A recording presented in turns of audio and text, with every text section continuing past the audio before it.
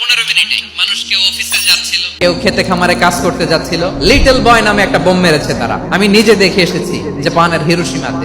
এই বোমের আঘাতে, পারমাণবিক এই বোমার রেডিয়েশনে আঘাতে, বোম ব্লাস্ট হওয়ার পরে মুহূর্তের মধ্যে 1,40,000 নাই। একটা মানুষ পারেন এমন কিছু নাই। বিশ্বাস করতে হবে, মানুষ যা কল্পনা করতে পারে ওইটা মানুষ করে দেখাতে পারে। আমরা যখন আমার পিতার পৃষ্ঠদেশে ছিলাম, পিতার পৃষ্ঠদেশ থেকে শুক্রাণু যখন মায়ের গর্ভদেশে যেয়ে পড়ে, কতটা শুক্রাণু ভ্রমণ শুরু করে জানো? 20 কোটি শুক্রাণু। ওই 20 কোটি শুক্রাণুর মধ্যে থেকে তুমি আমি আজকে এক বিকশিত শুক্রাণু মানব রূপে পৃথিবীতে এসেছি। সুবহানাল্লাহ। সেদিন আমি এত ছোট ছিলাম, মাইক্রোস্কোপ দিয়েও আমার অস্তিত্ব টের পাওয়া যায় না।